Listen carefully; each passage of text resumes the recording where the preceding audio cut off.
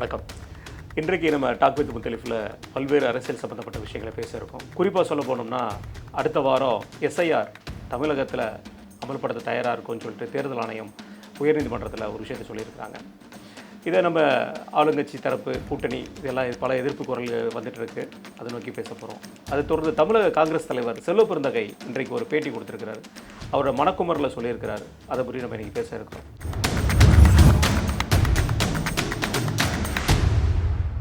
அண்ணா வணக்கம். வணக்கம். ஆனால் இந்த எஸ்ஐஆர் பீகார் தேர்தலில் வெறும் பரபரப்பாக பேசப்பட்ட ஒரு விஷயம். அங்கே பண்ணும்போது இங்கேயே அதை பரபரப்பாக்கினது நம்ம ஆளுங்கட்சி திமுக சார்ந்த கூட்டணி. அது தமிழ்நாட்டில் வருகின்ற சட்டமன்ற தேர்தலுக்காக அடுத்த வாரத்திலேருந்து தொடங்க போகிறோன்னு சொல்லி தேர்தல் ஆணையம் சொல்லியிருக்காங்க. இதை செய்ய விடுவாங்களா அல்லது எப்படி போய் முடியும்? இது இங்கே என்ன பிரச்சனை இவர்களுக்குன்னா, இவர்கள் அரசியல் பண்ணுறதும் அரசு நடைமுறைக்கும் வித்தியாசம் தெரியாமல் அரசியல் பண்ணிகிட்ருக்காங்க. புதிய கல்விக் கொள்கை வருது, அதில் 3 மொழி, 3வது மொழி எனி ஆப்ஷனல் லாங்குவேஜ்னா இவர்கள் அரசியல் எப்படி பண்ணுறாங்கன்னா ஹிந்தி திணிக்கிறாங்க.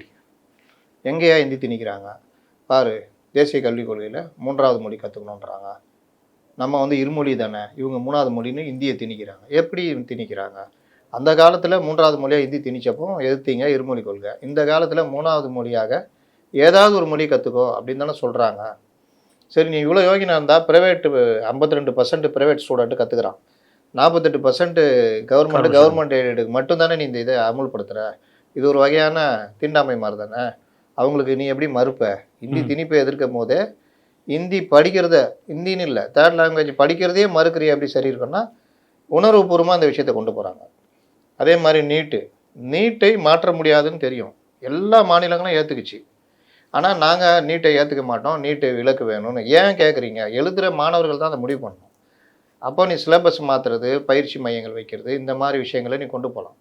நீட்டை இனி மாற்றணுன்னா நீ நினச்சா கூட முடியாது. ஏன்னா அங்கே மத்தியில் அரசு உட்காந்து தான் மாற்றணும். அந்த அரசில் எல்லாரும் ஒத்துக்கணும். அது எல்லா ஸ்டேட்டும் எல்லாரும் அந்த இதுக்கு நீ போட்டித் தேர்வுன்றதுல நீட்டு ஒன்று. நீ அப்போ யூபிஎஸ்சி இப்போ அது கூட போயிடுவாங்கன்னு போகலை. ஏன்னா டிஜிபி தேர்வில் உச்சநீதிமன்ற உத்தரவே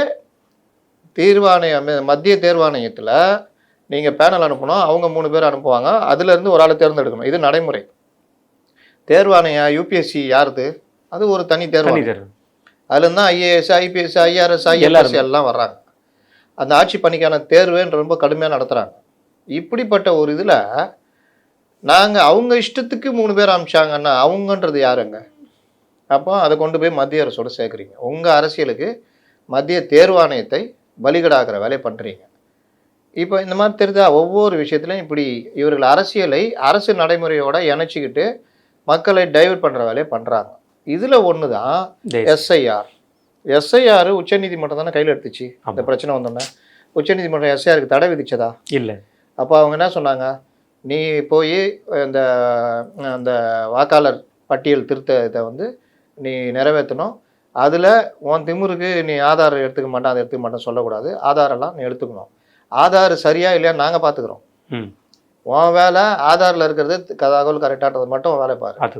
நீ அவன் குடிமகனா இல்லையான்னு பார்க்கறது உன் வேலை கிடையாது, பார்த்துக்கோன்னு சொல்லி புத்தி சொல்லி அனுப்பிச்சி விட்டாங்க. அங்கே நடந்து அதில் ஒரு 12 லட்சமோ 13 லட்சமோ இல்லைன்னு ஒரு பெரிய மாநிலத்தில் மிகப்பெரிய வாக்காளர் இதில் 13 லட்சம் 15 லட்சம்ன்றது நீக்கன்றது சாதாரண விஷயந்தான். எஸ்ஐஆர் எதிர்ப்போம் அது இதுன்னு பார்லிமெண்ட்டே நடக்க விடாமல் பஜ்ஜி போண்டா தின்னுங்கன்னு நம்மளுடைய தமிழ்நாட்டுடைய அடிப்படை கோரிக்கைகளை பெரிய எல்லையுமே பேசலை. இங்கே உண்ணாவிரதம் இருக்கிறோம். மத்திய அரசு நிதிக்கு எதிராக உண்ணாவிரதம் அது இதுன்னு இருந்துச்சு. இப்போ இந்த எஸ்ஐஆர் இங்கே வருது. எஸ்ஐஆர்னோன்னா இவங்க பெரிய ஒரு பிம்பத்தை மக்கள்கிட்ட உருவாக்கிட்டாங்களா? எஸ்ஐஆர்ன்றது 2005க்கு பிறகு வாக்காளர் பட்டியலில் இணைஞ்சவங்களை மீண்டும் சரி பார்க்குறாங்க. அதில் 2005க்கு முன்னாடி இருக்கிறவங்களுக்கு நீங்கள் பழைய இதில் ஓகே 2005க்கு பிறகு இணைஞ்சவர்கள் அந்த மாதிரி நீக்கப்பட்டவர்களுக்கு இது கொடுக்கணும், முறையான ஆவணங்கள் கொடுக்கணும். எது ஸ்கூல் சர்டிஃபிகேட்டோ இல்லை ஆதாரோ மற்ற விஷயங்களோ கொடுக்கணும். இதில் என்ன பிரச்சனை இருக்குது? இங்கே என்ன பிரச்சனை வரும்னா, நம்ம ஆட்கள் ஓட்டு போடுற அன்றைக்கி தான் அந்த தூசி தட்டி தேடி திரும்பி அந்த வாக்காளர் அட்டை எடுத்துகிட்டு அங்கே போவான். உனக்கு ஓட்டு இல்லைப்பான்னொன்னா ஐயோ அம்மானுவான். நடுவில் செல்ஃபோன்லேயே உங்களுடைய அந்த ஓட்டர் ஐடி நம்பரை போட்டு தட்டினீங்கன்னா எந்த வாக்குச்சாவடியில் உங்கள் ஓட்டு இருக்குது இல்லைன்னு தெரிஞ்சிடும். நாங்கள் இப்போ ஒரு இடத்துலேருந்து இன்னொரு இடத்துக்கு வீடு மாறணும். நான் வீடு மாறினோன்னா முதல்ல ஆதார் மாற்றிடுவேன், ஓட்டர் ஐடி மாற்றிடுவேன். என்னதில் கை வைக்கல, டக்குன்னு வந்துடுச்சு. என் மனைவி என் மகனுடைய ஓட்டு இல்லை. இப்போ உடனே தூக்கி விட்டாங்க. யார்? சொந்த ஓட்டு. திமுக தான் தூக்கி விட்டாங்க. இப்போ போட்டால் அவங்களுக்கு சன்னுக்கு வரதுக்கு லேட் ஆகும் போல். 2005 அதுக்கு வந்து பிஎல்ஓ வந்து செக் பண்ணிட்டு தான் பண்ணுவாங்க. இன்னும் வரல. இந்த லட்சத்தில் தான் இங்கே இருக்கிற தேர்தல் இது அதிகாரிகள் இருக்கிறாங்க. இவங்களாம் யார்? தமிழ்நாட்டை சேர்ந்தவங்க. மத்திய அரசு கை காட்டுவாங்க. அப்போ இந்த மாதிரி விஷயங்கள் நம்ம சொல்கிறது, நம்மளுடைய வாசகர்களுக்கு மற்றவங்களும் சொல்கிறது, இது நடக்கும். அப்போது நீங்கள் உங்கள் வாக்காளர் பட்டியல் வெளியிடும் பொழுது உங்கள் வாக்கு இருக்குதா இல்லையா, வீடு மாறி இருந்தால் பழைய வீட்டு அட்ரஸில் அங்கே போய் ஓட்டு போட்டுக்கலான்ற வேலையெல்லாம் பண்ணாதீங்க. மாறி இருந்தால் முறைப்படி உங்கள் ஏரியாவுக்கு மாற்றிக்கோங்க. வாக்கு முதல்ல உங்கள் வாக்கு இருக்கான்னு செக் பண்ணிக்கங்க. தேர்தல் நேரத்தில் செக் பண்ணாதீங்க. அதுக்கு தான் முன்னாடியே 2-3 கட்டமாக நடத்துவாங்க. ஆமாம். அதில் ஒரு கட்டத்தில் பண்ணாலும் ஒரு 15 நாள்லேயே உங்களுக்கு வாக்காளர் அடையாள அட்டை வந்துடும். ஆன்லைன்லேயே வந்துடும். இ-சேவை மையத்தில் போய் பதிவு பண்ணிட்டு நீங்கள் அதுக்கு வேண்டிய இது ஆதார் கார்டு இணைச்சிட்டிங்கன்னா வந்துடும். அந்த ஆதார் கார்டு புது வீடு மாறினதுக்கு ஏற்ற மாதிரி அட்ரஸ் மாற்றிருக்கணும். பழைய ஆதார் கார்டை கொடுத்துட்டு மாற்றினாலும் அதுவும் நடக்காது. அப்போ இந்த மாதிரி விஷயங்கள் எல்லாம் நடக்கும். எஸ்ஐஆர்ன்றது ஒரு சரிபார்ப்பு இதுதான். இங்கே இப்போ வச்சுக்கிட்டு சீன்லாம் போட முடியாது. கண்டிப்பாக. இது வந்து பொதுவாக வந்து நம்ம தேர்தலை பொறுத்த வரைக்கும் தமிழ்நாட்டில் ஒரு கிட்டத்தட்ட பல காலங்களாக பேசப்படுறது திமுக சம்மந்தப்பட்ட ஒரு விஷயம் கள்ள ஓட்டு அப்படிங்கிற ஒரு விஷயத்தை பற்றி பேசப்படும். நம்மளும் பல இடங்களில் பார்த்துருக்கோம். பல தேர்தலில் இந்த மாதிரி விஷயங்கள்லாம் போயிருக்கு. கள்ள ஓட்டு அதிகமாக போகிற திமுக அந்த மாதிரி சில விமர்சனங்களும் போகுது. திமுக சார்ந்த கூட்டணி இந்த எஸ்ஐஆரை வந்து தவிர்க்கிறதுக்கு என்ன காரணம்னு? அவர்கள் இதை வச்சு ஒரு அரசியல், நான் ஏற்கனவே சொன்ன மாதிரி, ஏன் டிஜிபி போட மாட்டேங்கிறாங்க? என்ன காரணம்? மத்திய அரசாங்கத்துக்காக ஒரு கான்செப்டுக்கு. ஏன் இது பிஎம்சி ஸ்கூலில் விட மாட்டேங்கிறாங்க? என்ன காரணம்? அதுவும் மத்திய அரசாங்கம். இதெல்லாம் காரணமே கிடையாது. இதில் ஒரு பின்னாடி ஒரு அரசியல் டீலிமிட்டேஷன் எதுக்கு எதிர்க்கிறாங்க? நாளைக்கே வரப்போகுது. 2035 தான் அது வரப்போகுது. ஏன் எதிர்க்கிறீங்க? ஒன் நேஷன் ஒன் எலெக்ஷனே எதிர்க்கிறீங்க. 67 வரைக்கும் அதானே இருந்தது. ஆமாம். ஏதாவது காரணம் கேளுங்க, தெரியாது. ஆனால் அதை வந்து கருத்தை உருவாக்கி விட்ருவாங்க. அதை சுற்றி எல்லாம் பேசிக்கிட்டு இருப்பாங்க. பெரிய பெரிய இன்டெலெக்சுவலே பேசுவாங்க. பாதி பேர் வாட்ஸ்அப் படித்து தான் பேசுறது, உள்ளுக்குள்ளே போய் எதுவுமே தெரியாது. அதில் ஒரு சிறந்த உதாரணம்னா அந்த வக்பு திருத்த மசோதா. இஸ்லாமியர்களே அதை எதிர்க்கிறாங்க அந்த மசோதாவை. ஆனால் அது ஏழை இஸ்லாமியர்களும் உதவக்கூடிய மசோதா. அப்போ இப்படி தான் இவர்களுடைய அரசியல் போகுது. அதில் தான் எஸ்ஐஆரும் ஒன்று ஏற்றுட்டோம், வேறு வழி இல்லை, அவ்வளோதான். இப்போ தேர்தல் இதில் இப்போ கட்சியினர் வேலை என்ன? இப்போ இவங்க பெண்ணில் மற்ற என்ன பண்ணுறாங்க? ஒவ்வொரு வீட்லேயும் வாக்காளர் இருக்காங்களா இல்லையா செக் பண்ணி வாக்காளர் அடையாள அட்டை நம்பர்லாம் வாங்கி எழுதி ஒரு பட்டியலாம் தயாரிச்சுட்டு டேட்டாஸ் எடுத்துகிட்டு இருக்கிறாங்க. அப்படி பண்ணிகிட்டு இருக்கும் பொழுது உங்களுக்கு தெரியுமா தெரியாதா? அப்போ நீங்கள் செக் பண்ணும்போது அவனுக்கு வாக்காளர் அடையாள அட்டை இருக்கா இல்லையான்றதை செக் பண்ணிக்கணும். இது செக் பண்ணாமல் நீக்கிறதுனாலும் இங்கே ஸ்டேட் கவர்மெண்ட் தான் இதுக்கு பொறுப்பு. குளத்தூரில் நீக்கினாங்கன்னு புகார் யார் மேலே வந்துச்சு? இவங்க மேலே தானே கொடுக்கப்பட்டது. இன்னைக்கு நயனா நாகேந்திரன் சொல்லியிருக்காருல, ஒரு தொகுதியில் அது மாதிரி போயிருக்கு. 13,000. அப்போ இதெல்லாம் இங்கே ஸ்டேட் லெவல் அதிகாரிகள் தான் பண்ணுறது. எஸ்ஐஆர் வந்தாலும் இவங்க தான் பண்ண போகிறாங்க. அதை கரெக்டாக முறையாக பண்ணணும். அது வந்து முறையாக கொண்டு போகணும்னு நினைக்கிறாங்க. அது தேர்தல் ஆணையவுடைய நடைமுறை. பட்டியல் வரும், பட்டியலில் உங்கள் பேர் இல்லைன்னா நீங்கள் அப்ளை பண்ணிக்கலாம். அதுக்கு போய் நீங்கள் ஆஃபீஸுக்கெலாம் அலைன் முன்னெல்லாம் வந்து மண்டல அலுவலகத்துக்கு போகணும் கஷ்டம்லாம் கிடையாது. இ-சேவை மையத்துக்கு போய் பண்ணிவிட்டு 5 நிமிஷம் டைம் ஸ்பெண்ட் பண்ணிட்டு வந்துடலாம். இல்லை வீட்டில் உட்காந்து லேப்டாப் இருந்தால் உட்காந்து ரெடி பண்ணிடலாம். அதெல்லாம் ஒரு மேட்டரே கிடையாது. இதை இவர்கள் பெரிய ஒரு பிரச்சனையாக மாற்ற ட்ரை பண்ணுவாங்க. வழக்கம் போல் ஒன்றும் இல்லாமல் போகும். இதுக்கு வந்து இவங்க நீதிமன்றத்தில் நட வாய்ப்பு இருக்குமா? இந்த எஸ்ஐஆருக்கு நீதிமன்றத்தில் தானே சொல்கிறாங்க. இது இவங்க சுப்ரீம் கோர்ட்டில் கொடுத்த டிஜிபிக்கு நியமனத்துக்கே போகிறாங்களே. நீதிமன்றம் உயர்நீதிமன்றத்தில் தான் இவங்க போகணும். உயர்நீதிமன்றத்தில் அந்த வழக்கு போகுது. அங்கே தான் சொல்கிறாங்க நாங்கள் நடத்த போகிறோன்றாங்களே, நடத்துங்கன்றாங்க. இப்படி நடத்துங்க, அவ்வளோதான் முடிஞ்சிச்சு. நடத்தவே கூடாது நீங்கள் எப்படிங்க சொல்லுவீங்க? கண்டிப்பாக. அதெல்லாம் அரசியல். நான் சொன்னேன்ல, இவர்கள் அரசு நடைமுறையை அரசியலும் ஒன்றாக்கி குழப்பிக்கிறாங்க. குழப்பல, இவங்க தெளிவாக இருக்காங்க, மற்றவங்களே குழப்புகிறாங்க. அதான் விஷயம். கண்டிப்பாக. இதை தொடர்ந்து இன்றைக்கு நம்ம தினமலரில் ஒரு இது பார்த்தோம், நியூஸ் பார்த்துருந்தோம். ஆதி திராவிட நல விடுதிகள், பள்ளி சம்மந்தப்பட்ட விடுதிகள் வந்து நம்மளுடைய சமூக நல விடுதின்னு சொல்லி நம்மளோட முதல்வர் சொன்னதில் 51 விடுதிகள் வந்து இப்போ க்ளோஸ் பண்ணியிருக்காங்க கடந்த 3 வருடத்தில். அதுக்கு காரணம் சொல்கிறாங்கன்னா அட்மிஷன் வந்து ரொம்ப கம்மியாக இருக்குது அப்படிங்கிற ஒரு விஷயத்தை சொல்லியிருக்காங்க. இது எப்படி பார்க்குறீங்க இந்த விஷயத்தை? நம்ம முன்னாடியே பேசணும். தமிழக உயர்கல்வித்துறை அது மிக மோசமாக போய் கொண்டிருக்கிறது. 70% கூட மாணவர் சேர்க்கை முற்றுப்பெறவில்லை. அதற்காக செப்டம்பர் வரைக்கும் நீடித்தாங்க. அப்படியும் நீங்கள் வந்து எல்லாம் தனியார் கல்லூரியில் சேர்கிற ஏற்பாடு தான் நடக்குது. இப்போ இதுக்கு ஆப்பு வைக்கிற விதமாக இருக்கிற ஆர்ட்ஸ் காலேஜையும் க்ளோஸ் பண்ணுற வகையில் தனியார் பல்கலைக்கழகங்களுக்கு அனுமதியும் கொண்டு வராங்க. இது என்ன ஆகுனா, தனியார் பல்கலைக்கழகத்தில் இந்த மாதிரி அஃபிலியேட்டட் காலேஜெல்லாம் போட்டுட்டு நீங்கள் எல்லாருமே அவன் ஃபீஸ் இது பண்ணுவோம், நீங்கள் கவர்மெண்ட்டு எய்டடு கவர்மெண்ட் அரசு கலைக்கல்லூரிலாம் கூட பாதிக்கப்படும். இனி கல்வி இன்னும் மோசமாக கார்ப்பரேட் மயமாகிட்டு இருக்கும். இதை வந்து எதிர்த்து கல்வியாளர்கள் போராட்டம் நடத்திக்கிட்டு கடுமையாக எச்சரிக்கை விடுறாங்க. இதில் ஒன்று இதுவே எப்படின்னா, நீங்கள் ஒடுக்கப்பட்ட சமூக மக்களுக்கு வந்து என்ன வசதி இருக்கும், என்ன இருக்கும் கிராமத்தில் வரவன். ஆமாம். அப்போ அவன் சேர்க்கையெல்லாம் இது. அப்போ உயர்கல்வியில் பட்டியலின மக்கள் உள்ளே வரல, அதற்கான முயற்சி இவங்க எடுக்கலன்னு தான் உதாரணம். வந்திருந்தானா அவனுக்கான ஹாஸ்டல் நோக்கி அவன் நகர்ந்திருப்பான். நகர்ந்துருந்தால் நீங்கள் மூட வேண்டிய தேவை இருந்திருக்காது. அப்போ அதுக்கான மாணவர் சேர்க்கை இல்லை, அதனால தான் மூடுறான்றது தான் இப்போ பிரச்சனை. அப்போ இவர்கள் எந்த அளவுக்கு இருக்கிறாங்கன்னு பார்த்துங்க. எல்லாத்துலேயும் அதிகாரிகளுங்க. இவர்கள் எல்லோருமே எனக்கு என்னென்னு பேருக்கு சுற்றிக்கிட்டு ஃபோட்டோ ஷூட் எடுத்துக்கிட்டு நகர்ந்துக்கிட்டு கோவிச்செலியன் ஜூனியர், அவரை கொண்டு போய் உயர்கல்வித்துறை. இவர் அன்பில் மகேஷ் கூடவே ஷூட்டிங் டீம் வச்சு சுற்றிட்டு இருப்பார். அவர் பள்ளி கல்வித்துறை. அவர் பாதி நேரம் இவர் கூட தான் சுற்றிட்டு இருப்பார். அப்புறம் என்ன இது? இப்படி தான் பள்ளி கல்வித்துறையும் உயர்கல்வித்துறையும் கண்டம் பண்ணிகிட்டு இருக்கிறாங்க.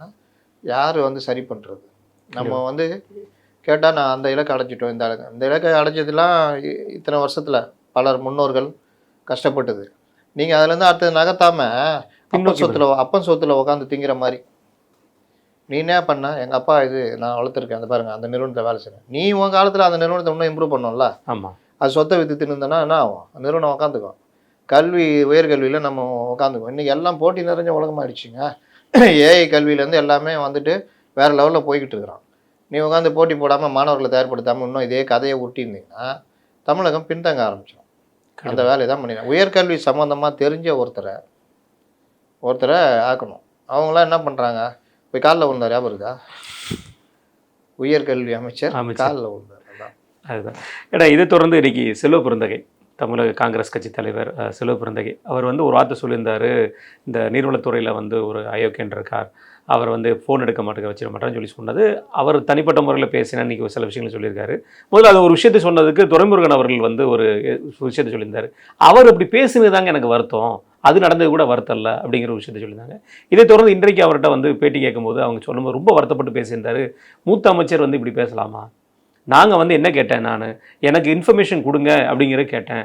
ஆனால் இந்த வந்து மேண்ட்ரியே கிடையாது, இன்ஃபர்மேஷன் கொடுக்க வேண்டிய அவசியம் இல்லைன்னு சொல்லி அதிகாரிகள் சொல்கிறாங்க. இங்கே அதிகாரிகளோட ஆட்சி தான் நடக்குதா அப்படிங்கிற வந்து ரொம்ப கொந்தளிச்சு பேசுகிறார். எப்படி பார்க்குறீங்க? இது ரெண்டு விதமாக சொல்கிறேன். நானே கூட சொன்னேன் அது மேண்டேட்ரி கிடையாது. ஏன்னா 2015 வெள்ளத்துக்கு அப்புறம் அந்த அணையை திறந்து விட்டதுக்கு பிறகு, செம்பரம்பாக்கம் திறந்து விட்ட பிறகு இது ஏன் நடந்ததுன்னு விசாரணை நடக்கும்பொழுது பர்மிஷனுக்காக காத்திருந்து 40,000 கண்ணாடி தண்ணியாக வரும்பொழுது இதுக்கு மேலே வந்து அணை உடைய வாய்ப்பு இருக்குது, நீர்ப்பு அந்த மலைப்பகுதியில் தான் மேக வெடிப்பு நடந்திருக்கு, 1,00,000 கண்ணாடியாக மாறிடும்ன்றதுனால தான் அவசரமாக திறந்து விட்டாங்க. பர்மிஷன்லாம் அப்புறம் இது பண்ணல, திடீர்னு திறந்து விட்டாங்க. நீங்கள் வர திறந்து விட்டுருந்தீங்கன்னா இந்த வெள்ளம் வந்திருக்கு 2015. அதற்கு பிறகு தான் அரசு என்ன முடிவு எடுக்குது, இனி வந்து நீங்கள் ஒவ்வொன்றுக்கும் இந்த மாதிரி பண்ண தேவையில்ல, அதிகாரிகள் பொதுப்பணித்துறை என்ஜினியர்கள் முடிவெடுத்து நீர் வரத்தை பொறுத்து எவ்வளோ நீரை வெளியேற்றணுன்றது முடிவு பண்ணிக்கிங்கன்னு. இதில் இது வந்து போயிட்டு எனக்கு சொல்லணும்னு அவசியம் இல்லை. ஆனால் இங்கே என்ன பிரச்சனைனா, இன்னும் உங்களுக்கு பர்மிஷன் தான் கேட்க தேவையில்ல, அந்த எம்எல்ஏக்களுக்கு இன்ஃபர்மேஷன் என்ன அதுதான் இவர் கேட்குறாரு. எங்களுக்கு தகவல் சொல்லுங்க தான் கேட்குறாரு இவர். ஏன் தகவல் சொல்லணும்னா, இப்போ அவர் தொகுதியில் தான் முடிச்சூர்லேருந்து எல்லாமே வருது. நீங்கள் சொன்னால் தான் அவர் போய் அங்கே அலர்ட் பண்ண முடியும். போன வருஷம் இவர்கள் சொல்லாமல் பண்ணதுனால இவர் போயிருக்காரு, அவங்கள உஷார்படுத்த போயிருக்காரு. போகிறதுல பார்த்தீங்கன்னா தண்ணி போயிடுச்சு. ஒன்று கெட்ட பேர், இன்னொன்று அந்த மக்களை உஷார்படுத்த முடியல. இந்த தடவை நீ திட்டினார்ல, திட்டிட்டு இந்த மைக்கு வச்சுக்கிட்டு ஹேண்ட் மைக் சொல்லுவாங்கள்ல, அந்த ஸ்பீக்கர் இது வச்சுக்கிட்டு 30 ஊர்களுக்கு கிராமங்கள்லாம் போய் ஊராக இவர் எச்சரிக்கை பண்ணிவிட்டு மண்டபம்லாம் ஏற்பாடு பண்ணியிருக்குது, பிரச்சனை வந்தால் உடனே போய் தங்கிடுங்க, மற்ற ஏற்பாடு நான் பார்த்துக்கிறேன்னு சொல்லிட்டு எல்லாம் சொல்லிவிட்டு உஷார்படுத்திட்டு வந்திருக்காரு. இதை தான் அவர் கேட்குறாரு. ஒரு வகையில் அவர் கேட்குறது கரெக்டு, இன்னொரு வகையில் இவர் எங்கே கேட்கணும் அப்படின்றது தான் இப்போ பிரச்சனை. நீங்கள் மீடியா முன்னாடி ஒருத்தன் இருக்கிறான் அயோக்கிய பையன் திட்டுறதெல்லாம் ஏற்றுக்கொள்ள முடியாதது. நீங்கள் அப்படி பிரச்சனைனா போய் துரைமுருகன்ட்ட சொல்லுங்கள். துரைமுருகன் அலட்சியம் காட்டுறாருன்னா நீங்கள் சிஎம்ஏ பார்ப்பீங்க, சிஎம்கிட்ட சொல்லுங்கள். சிஎம்மாக அலட்சியம் காட்டுறாருன்னா உங்கள் வீட்டு கதவை சாத்தின்னு செவுத்து முன்னாடி தான் சொல்லணும், வேறு வழி கிடையாது. அதனால் இது வந்து அதிகாரிகள் ஆட்சி தான். அப்போ நீங்கள் சொல்ல வேண்டிய இடத்துல நீங்கள் இருக்கிறீங்க. சிஎம்ஏ டக்குன்னு போய் பார்க்கலாம். அப்போ என்ன சார் இந்த மாதிரி பண்ணுறாங்கன்னு நீங்கள் சொல்லலாம், இல்லை டெப்யூட்டி சிஎம்கிட்ட சொல்லலாம். அப்போ அவங்க கூப்பிட்டு சொல்லுவாங்க. இப்போ எங்கே என்ன பிரச்சனை, அதிகாரிகளே அமைச்சர்களை மதிக்கிறது இல்லை. இப்போ துரைமுருகன் பேசுனா சொல்லியிருப்பார், பாப்பா என் பேச்சையும் கேட்க மாட்டான், நீ வேற வந்துட்ட, வா 2 பேரும் வேணா கட்டிப்பிடிச்சி அழுவலாமான்னு கேட்டு அப்படி அவ்வளோதான். அவர் பாணியில் தான் சொல்லுவார். அதனால இவர் இது ஆனால் பொது வெளியில் பேசக்கூடாது. இப்போ ஒன்று பேசுறதுனால தானே 10 பதில் சொல்ல வேண்டியது இருக்குது. கண்டிப்பாக.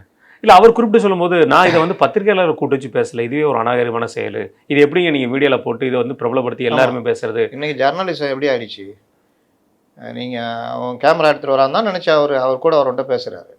மைக் இன்னைக்கு அந்த அளவுக்கு இருக்கும் ரிசீவர், வரலன்னா கூட நீங்கள் ஆடியோ போட்டு ஏற்றி எடுத்துடலாம். ஆமாம். அப்புறம் நீங்கள் பேசுனதை அவங்க எடுத்து போட்டாங்க. இது ஜர்னலிசமே கிடையாது. என்ன பண்ணுறது, நம்ம ஊரில் தான். அப்படி இருக்கும்போது இவர் வந்து கரூர் மேட்டரில் என்னெல்லாமோ ஜேர்னலிஸ்ட்டை பற்றி பேசிகிட்டு இருக்காங்களா, வண்டிக்குள்ளே இப்படி நடந்துச்சு அப்படி நடந்துச்சு பேசும்போது. அப்போ அது well journalism, okay, super journalism. Nainar Nagendran அவன் கட்சியை சேர்ந்த ஒரு பெண் பிரமுகரோட நின்று ஃபோட்டோ எடுத்துக்கிறாருன்னா அதை ஏஐ பண்ணி இதெல்லாம் என்ன, ஒரு மூத்த பத்திரிகையாளர்னு பேசிக்கிட்டு என்னெல்லாம் கேட்குறாங்க, எப்படிங்க இவரெல்லான்றாங்க. என்ன பண்ணுறது, நம்ம என்ன சொல்ல முடியும். நான் எனக்கு ஒரு பிடிச்ச கட்சி ஒன்று ஆட்சியில் இருக்குன்றதுக்கு நான் அதை ஆதரித்து முட்டு கொடுக்கலாம், தப்பு கிடையாது. ஆமாம். ஆனால் அதுக்காக நான் வந்து எதிர்கட்சியில் இருக்கிறது விமர்சிக்கலாம், அதுவும் தப்பு கிடையாது. இது விமர்சனத்தில் வருமா, இது எதில் வரும்? என்னிடம் ஆதாரம் இருக்கிறது. என்ன ஆதாரம் இருக்குது? சரி, ஆதாரமே இருக்குதுப்பா, அவங்க வந்து அதுக்கப்புறம் ஏதோ உறவு வச்சுக்கிட்டாங்க, என்ன இப்போ அதுக்கு? அது அவங்க விருப்பம், அவங்களுடைய சொந்த அந்தரங்கம். அதுக்கும் அரசியலுக்கு என்ன சம்மந்தம் இருக்குது? சரி, இங்கே மட்டும்தான் நடக்குதா? இங்கே மீட்டிங்லேயே நடக்குது. அப்போ எங்கள் உறுதிமொழி ஏற்றுனுங்கிறான், தடவினுங்கிறாங்க, என்ன பண்ணுவேன்? இது வந்து அதுதான் தப்பு. பொது வெளியில் நீ இந்த மாதிரி அநாகரிகமாக நடக்கிற, உன் கட்சியை பற்றி என்ன நினைப்பாங்க, பொதுமக்கள் என்ன நினைப்பாங்க, பெண்கள் என்ன நினைப்பாங்க? நீங்கள் இது விஜய்க்கு சொன்னாங்க தெரியுமா, தோல் மேலே கை போட்டு நிற்கிறாருன்னு, அந்த வகை தான் இந்த வகை. ஆனால் இவங்க வந்து விளையாட்டு வீராங்கனைகள் மற்றவர்களோடு நிற்கலாம், போகலாம், பழகலாம், பக்கத்தில் நிற்க வச்சு ஃபோட்டோ எடுக்கலாம். ஆனால் இவர் எடுத்தால் அதை ஏஐ பண்ணி கை எங்கே டச் ஆகுது பார்த்தீங்களா? சரி, தெரியாமே டச் ஆகிடுச்சிங்கன்னா இப்போ உங்களுக்கு அந்த ஃபோட்டோ போட்டு சொல்கிற அளவுக்கு நீ என்ன பெரிய இதுவா? இது என்ன சமூகத்தை பாதிக்கிற பிரச்சனையா, என்ன ஆயிருப்போது பிரச்சனை? இதே வேலையை சீமானுக்கும் அந்த இன்னொரு இதுக்கும் பண்ணி அந்த அம்மா கடுமையாக கண்டிச்சது. இன்றைக்கி அப்படி போய்கிட்டு இருக்கு ஜர்னலிசம். அப்போ இவரெல்லாம் ஜர்னலிஸ்டா அப்படின்ற கேள்வி வருது. அது ஒரிஜினல் பிக்சர் கூட கிடையாது. ஒரிஜினல் பிக்சரில் 2 பேரும் கேப் விட்டு தான் நிற்கிறாங்க. ஆமாம். இது எப்படி என்ன சொல்லுவீங்க இதை? இன்றைக்கி அந்த மாதிரி போய்கிட்டு இருக்கு ஜர்னலிசம். இதையும் தூக்கி பிடிச்சிட்டு என்ராம் போன்றவர்கள் இதான் ஜர்னலிசம்னு சொல்லிட்டு சுற்றுறாங்க. சமகாலத்திலேயே மதிப்பிழந்து போகிறவர்களில் அவரும் சேர்ந்துட்டார். கண்டிப்பாக.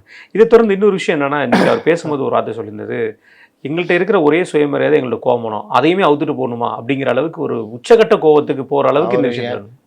அவர் ஒன்று அரசியல்வாதியாக பேசணும், இல்லை அவர் சமூகம் சார்ந்து பேசணும். அதுதானே எனக்கு ஒரு இது. ஒன்று இப்படி வராரு இப்படி இல்லை, ஓப்பனாக பேசுங்க, வெளிப்படையாக பேசுங்க. இதனால தான் பண்ணுறீங்க, இருக்கியா, நவீன தீண்டாமல் இருக்குன்னு சொல்லு. எங்கள்கிட்ட இருக்கிற கோமனம் இதுன்னா இப்போ காங்கிரஸ் உடைய சுயமரியாதை சொல்கிறீங்களா? எதை சொல்ல உங்களுக்கு கோமனம்? காங்கிரஸில் பல திமுக காங்கிரஸ், அதிமுக காங்கிரஸ், பிஜேபி காங்கிரஸ்லாம் இருக்குது. எதை சொல்ல வரீங்க? அதான் சொல்கிறேனே. இவர் திருமாவளவன்லாம் இந்த உள்ளுக்குள்ளே வச்சுக்கிட்டே பொங்கி எழுதுறேன்னுவாங்களே, முதல் மரியாதை சிவாஜி கணேசன் சேர்ப்பார்ல, அந்த மாதிரி தாங்கிறாங்க. திட்டவும் முடியாது, வாய் விட்டுட்டா அதுக்கு 4 இது சொல்லணும். 4 சால்ஜாப் சொன்னது மட்டும் இல்லாமல் 2 ஜால்ரா அடிக்கணும். ஒரு பேட்டிலாம் சொல்கிறாரு, தமிழகத்தை மிக சிறந்த மாநிலமாக ட்ரை பண்ணிட்டு இருக்காராம். இல்லைண்ணே, பல தொழில்துறை கம்பெனில இங்கே வருதுங்கிறாரு. இப்போதான் ஒருத்தர் போயிருக்கான். ஒருத்தர் நான் வரவே இல்லைப்பா, என்ன போய் சொல்லுங்கிறாங்கன்னு.